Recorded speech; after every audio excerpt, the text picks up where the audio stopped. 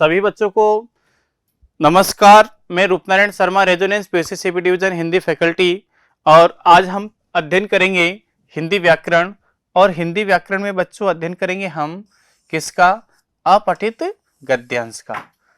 तो सबसे पहले तो आपको देखना है कि अपठित होता क्या है। बच्चों, अपठित ऐसा गद्य में कहानी आ सकती है, गद्य में निबंध आ सकता है, गद्य में रेखा चित्र आ सकता है, गद्य में यात्रा वृत्तांत आ सकता है, गद्य में संस्मरण आ सकता है। यानी गद्य साहित्य होना चाहिए। ऐसा गद्य साहित्य जो आपने कभी भी पढ़ा नहीं है, उसको हमने क्या कहा? अपठित गद्यांश कहा। अब प्रश्न है कि उस सर उसको हल कैसे करते हैं? बच्चों, हल करते समय आपको यह ध्यान रखना है कि गद्यांश को कम से भी कम 2 बार पढ़ें आप।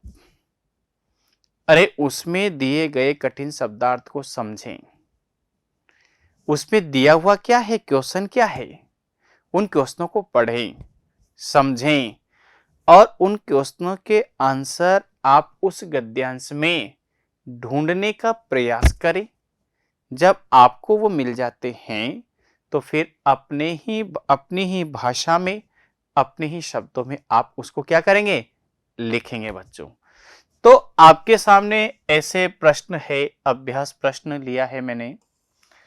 अभ्यास प्रश्न 1 इसी टाइप का परीक्षा में पूछा जाना है कि निम्नलिखित अपठित गद्यांश को पढ़कर दिए गए प्रश्नों के उत्तर दीजिए। क्या है साहब? प्रदूषण आज की विकट समस्या है। हो सकता है कि आपको बहुत सारे शब्द इसमें न आए, तो न आए तो इसका विकल्प है कि हम या तो इसको डिब्बे में बंद कर लेंगे या रेखांकित कर लेंगे। प्रदूषण आज की विकट समस्या है। इसके कई रूप है, किंतु इसकी सर्वाधिक व्यापकता शब्द का मतलब है विस्तार, जल और वायु में दिखाई देती है। जल और वायु दोनों ही प्राणी मात्र के लिए क्या है बच्चों? परम आवश्यक तत्व है। मानव तथा अन्य जीव जंतुओं के लिए क्या होना चाहिए? शुद्ध वायु का मिलना नितांत यानी बहुत आवश्यक है। अपने आसपास अधिकाधिक पेड़ पौधे लगाकर हम क्या कर सकते हैं बच्चों? प्राण वायु यानी शुद्ध हवा को, जो हमारे प्राणों को बचाती है, दूषित होने से क्या कर सकते हैं? बचा सकते हैं। वायु के ही समान जल की आवश्यकता को भी कोई अस्वीकार नहीं कर सकता। पेड़ पौधे तथा सामग्री प्राणी जल से ही पोषक तत्व ग्रहण करते हैं। जल के अंदर अनेक कार्बनिक, अकार्बनिक पदार्थ तथा गैसें पाई जाती है। इनमें असंतुलन हो जाने से जल प्रदूषण हो जाता है। जल प्रदूषण के अनेक कारण हैं। बड़े बड़े नगरों में, कल कारखानों में सारा कचरा जिसमें अनेक विषैले तत्व होते हैं, अरे नदी नालों में बहा दिए जाते हैं। विभिन्न प्रकार के रासायनिक पदार्थ, कीटनाशक द्रव्य और अन्य रोग, बच्चों अन्य रोगों के कीटाणु से भी जल प्रदूषित होता है। इस प्रकार पानी के को पीने से मनुष्य को क्या होता है बच्चों? टाइफाइड है। ये सही करना,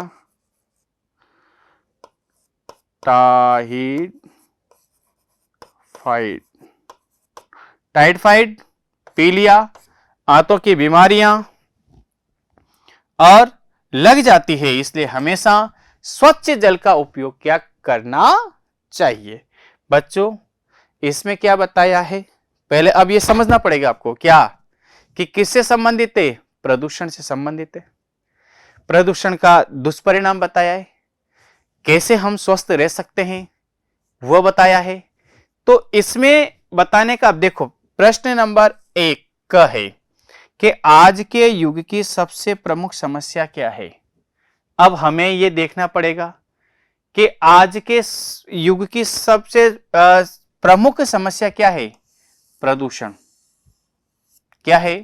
अब इसमें हम ऐसे तो नहीं लिख सकते कि प्रदूषण है, हम क्या लिखेंगे कि आज के युग की सबसे बड़ी समस्या क्या है, जल प्रदूषण और वायु प्रदूषण की रही है।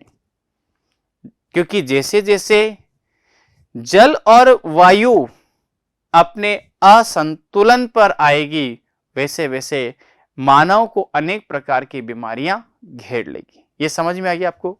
दूसरा देखो, प्राण मात्र के लिए क्या सबसे अधिक आवश्यक है। प्राणी मात्र के लिए जल और वायु का शुद्ध होना सर्वाधिक उपयोगी है, आवश्यक है, क्योंकि इसी से मानव जीवित रह सकता है। बच्चों अगला है कि वायु को प्रदूषित होने से बचाने के लिए सबसे कारगर क्या है बच्चों, कि हम क्या करें, निरंतर पेड़ पौधे लगाएं और जो कारखाने हैं, फैक्ट्रीज है, उनमें क्या करें, उससे जो धुएं हैं उसे दूर रहें। तो हम क्या करें कि हम पेड़ पौधों को लगाएंगे तो हमारी जो प्राण वायु है, दूषित प्राण वायु, वह शुद्ध हो जाएगी। फिर इसके बाद क्या है बच्चों, जल को दूषित, जल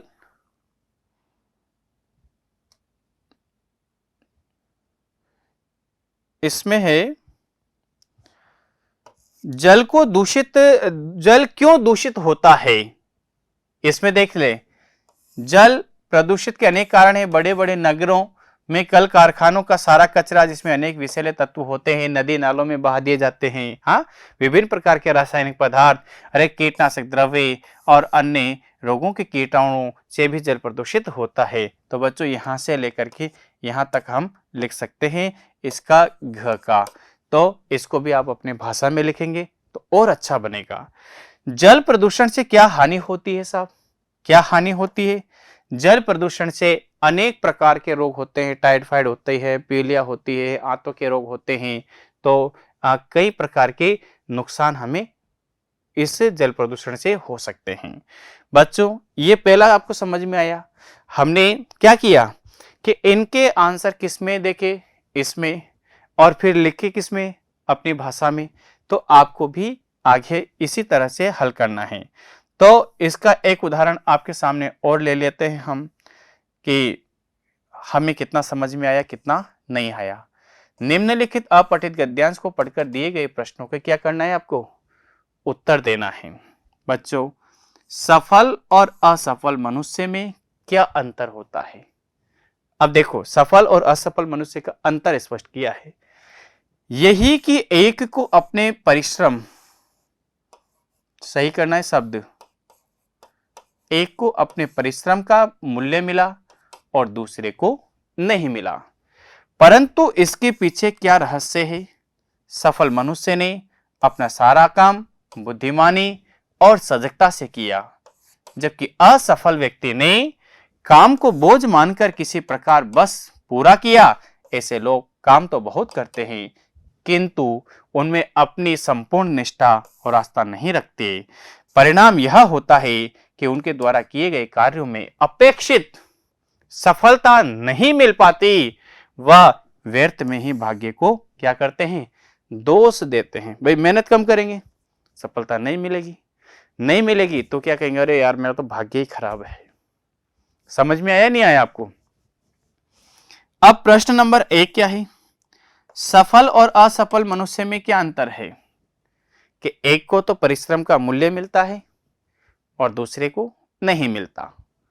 दूसरा है बच्चों, बहुत अधिक काम करने पर भी लोग असफल क्यों रह जाते हैं, क्यों रह जाते हैं, कि वो बुद्धिमान होते हैं, लेकिन उन पर कार्य का बोझ इस तरह से लाद दिया जाता है, उनकी क्षमता और शक्ति से अधिक, जिससे कि वह उस कार्य को अपनी आत्मसंतुष्टि के साथ नहीं कर पाते हैं। बिल्कुल आ जाएगा।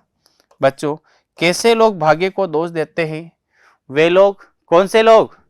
जो अपेक्षित सफलता नहीं मिल पाती है, जैसा सोचते हैं, जैसा काम करते हैं, उनको यदि सफलता नहीं मिल पाती है तो वह अपने भाग्य को दोष देते हैं। इस गद्यांश का उपयुक्त तो शीर्षक हो सकता है क्या? बिल्कुल हो सकता है। सफलता और असफलता में अंतर, बिल्कुल हो जाएगा। फिर सफल व्यक्ति के काम करने के पीछे क्या विशेषता होती है? अरे उसके काम करने के पीछे उसकी रुचि होती है, उसकी लगन होती है, उसकी मेहनत होती है और वह अपने स्वविवेक से, अपनी बुद्धिमानी से कार्य को करता है और उसमें सफल होता है। बच्चों, ये भी आपको आ गया? आया नहीं आया? बिल्कुल आ गया। तो इसके बाद तीसरा है, चौथा है, पांचवा है। बिल्कुल। तो हम इस टॉपिक को यहीं पर विराम देते हैं। ऐसे आप भी अपठित गद्यांश को प्रैक्टिस लाओगे, प्रैक्टिस में रखोगे तो आपको भी ये क्या है, अपठित गद्यांश आते जाएंगे। तो बच्चों, अगली क्लास में नेक्स्ट टॉपिक लेकर के फिर हाजिर होंगे और आपके उज्जवल भविष्य की मैं कामना करता हूं। तब तक के लिए बहुत बहुत धन्यवाद।